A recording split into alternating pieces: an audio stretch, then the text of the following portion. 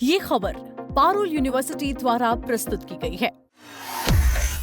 अब जब supreme court ने राज्यों को निर्देश दे दिए हैं तो जमीन पर इसका असर कैसे देखा गया? एक आम आदमी जो है, एक आम नागरिक है, उसको कैसे पता चलेगा कि सिस्टम सच में बदल रहा है?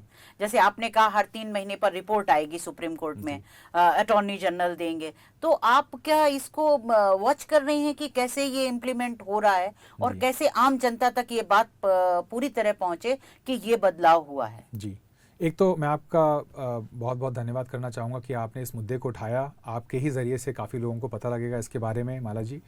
लेकिन सुप्रीम कोर्ट के जजमेंट में ये भी कहा गया है कि भारत सरकार को, स्टेट गवर्नमेंट्स को इसकी बड़े स्तर पर इसको लोगों को अवेयर करने के लिए उनको जानकारी देनी है। तो ये भी स्टेट जो प्रचार जो करना है वो बहुत ज़रूरी है।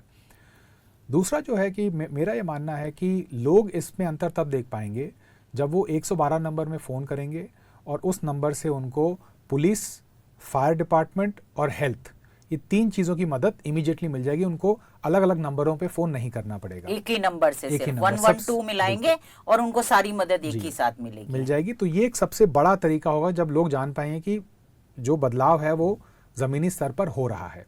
दूसरा, जब हम आते हैं गुड समैरिटन पर, कि अगर आप किसी की मदद कर रहे हैं और आपको के साथ अगर कुछ, वैसे तो कानूनी तरीके से कुछ कार्रवाई नहीं होनी चाहिए, लेकिन अगर आपको यही मेरा सवाल था कि उनको जो गुड समैरिटन होंगे उनको कैसे वो बिना डर के मदद करेंगे, उनको किस तरह सुरक्षा मिलेगी, वो इस जजमेंट में कैसे कहा गया है वो बताएं। तो उसमें ये होगा कि अब हर जनपद में डीएम के अंडर या कलेक्टर के अंडर एक सिस्टम सेटअप करा गया है जिसमें कि आप ऑनलाइन भी कंप्लेंट फाइल कर सकते हैं और आप वहाँ जाके भी याचिका दायर कर सकते हैं कि आपने किसी की मदद करने की कोशिश की, उसके डिटेल्स ये हैं, और मदद करने के बावजूद आपके साथ जो ट्रीटमेंट हुआ है वो कानूनी जो आपको जो सुविधा मिली है, जो प्रोटेक्शन मिली है, उसके अंतर्गत नहीं हुआ है। तो अब एक सिस्टम बन गया है जिसके अंतर्गत आप इसमें आप शिकायत दर्ज कर सकते हैं।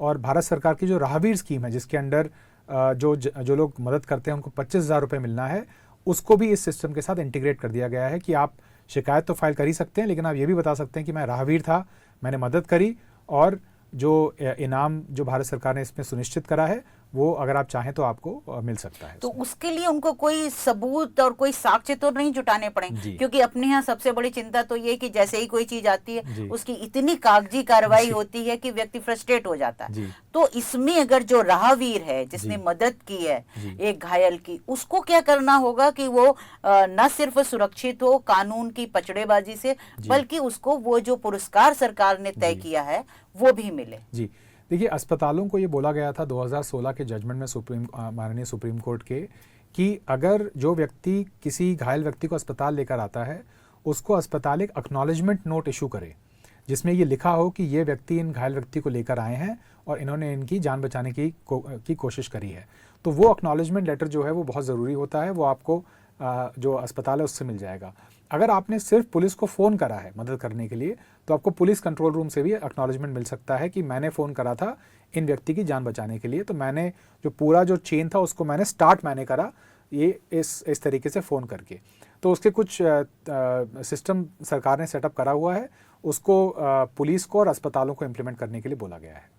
अच्छा, यानी कि चाहे वो अस्पताल जाए वहां पर भी उसको एक एक्नॉलेजमेंट लेटर मिलेगा, और अगर उसने सिर्फ पुलिस को फोन किया है या किसी और डिपार्टमेंट को फोन किया है आपातकाल में, तो वहां से भी एक्नॉलेजमेंट लेटर मिलेगा उसको, या कोई सबूत जिसको वो सबमिट करेगा डीएम कार्यालय में, जहां पर कंप्लेन वाला या पुरस्कार पाने की व्यवस्था है। डीएम कार्यालय में ही हो गया, आई थिंक डीएम या कलेक्टर कार्यालय में ये सुनिश्चित हो गया है। और इसका एक ऑनलाइन पोर्टल भी बनाने को बोला गया है जिसमें कि शिकायतों का जो निवारण है उसके ऊपर रिपोर्ट जो है वो डीएम खुद वहाँ पर अपलोड करेंगे कि सुप्रीम कोर्ट को ये मालूम चलता रहे कि इस जो इम्प्लीमेंटेशन हो रहा है गुड समैरिटन लॉ का वो सही तरीके से हो रहा है। अच्छा, तो इसमें जब सुप्रीम कोर्ट मॉनिटरिंग करेगा तो क्या आपको लगता है कि इस बार बदलाव स्थायी होगा, कुछ स्थिति बदलेगी? क्योंकि जैसे हम लोग जानते हैं जजमेंट तो कब से आ रहे हैं, परमानंद कटारा का तो बहुत पहले का है, 90s का है आई थिंक। तो अब आपको ये उम्मीद जगी है कि अब की जो बदलाव होगा वो स्थायी होगा?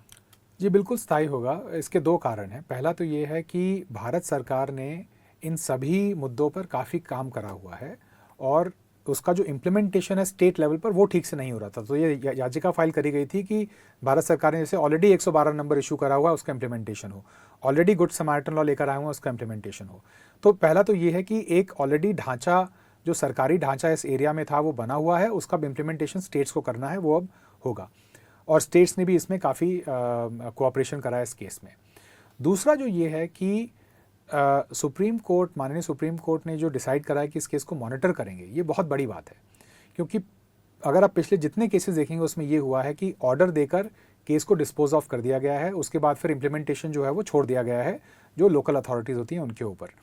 तो इसमें जब मॉनिटरिंग होगी केस की और हर 3 महीने हर 6 महीने रिपोर्ट्स आएंगी, तो बिल्कुल ही इसमें जो ज़मीनी स्तर पे जो बदलाव आना है वो आएगा इसमें।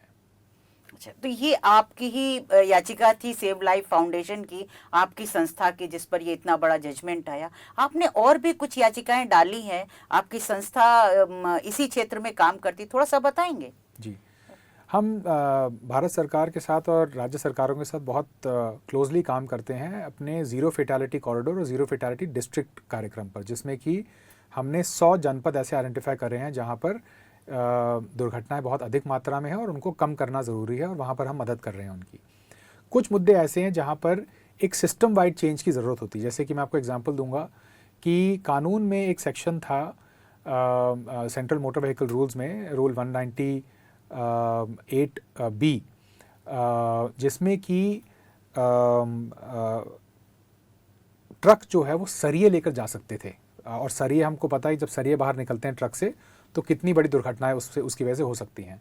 तो उसको हमने 2015 में उस स्पेसिफिक क्लॉज को स्ट्राइक डाउन करवा के जो ये प्रैक्टिस थी सरिये ले जाने की, इसको हमने कम करवाया। अगर आप देखेंगे तो ज़्यादातर सरिये जो हैं वो फ्लैट बेड ट्रक्स में जाते हैं, और जो प्रोट्रूजन वाला जो था, जो बाहर निकलने वाला जो प्रॉब्लम था, वो काफ़ी कम हो गया है। पूरी तरीके से नहीं गया है, अभी तो इसमें इसका इम्प्लीमेंटेशन चल रहा है, लेकिन काफ़ी 80-90% जो है वो कम हो गया है।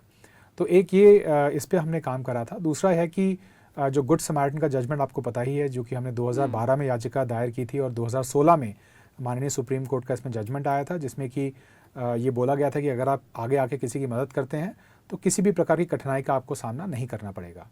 तो ये 3 याचिकाएँ हैं जो हमने अब तक इसमें करी हैं। लेकिन अदरवाइज़ हमारा जो पूरा जो काम है वो काफ़ी जो चाहे भारत सरकार हो, चाहे राज्य सरकारें हों, चाहे ज़मीनी स्तर पे जो NGOs हैं, जो सिविल सोसाइटी ग्रुप्स हैं, जो कंपनियां हैं, हम सबको साथ में लेकर काम करते हैं, जिससे कि जो ये बड़ा एक मुद्दा है हर साल 1.5 से 2 लाख लोगों का जाना सड़क दुर्घटनाओं में, उसको हम कंट्रोल कर सकें।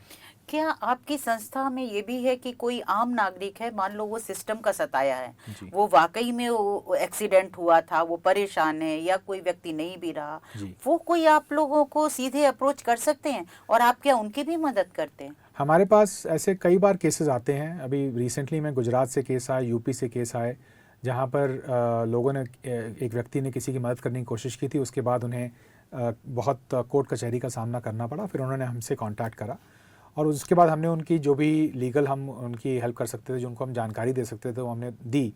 लेकिन अब का जो सुप्रीम कोर्ट का जजमेंट है, जिसमें कि एक सुनिश्चित कर दिया गया है कि कलेक्टर को इसमें रिस्पॉन्ड करना है और 3 महीने में रिपोर्ट्स अपनी सबमिट करनी है, इससे मेरे ख्याल से जो पॉपुलेशन स्केल पे जो इसका जो निवारण होना है वो हो सकता है। लेकिन आप हमें भी लिख सकते हैं, सेव लाइफ फाउंडेशन को, info@savelifefoundation.org पे आप ईमेल कर सकते हैं हमें, और हम कोशिश करेंगे कि हम आपको जल्द से जल्द मदद प्रोवाइड कर सकें।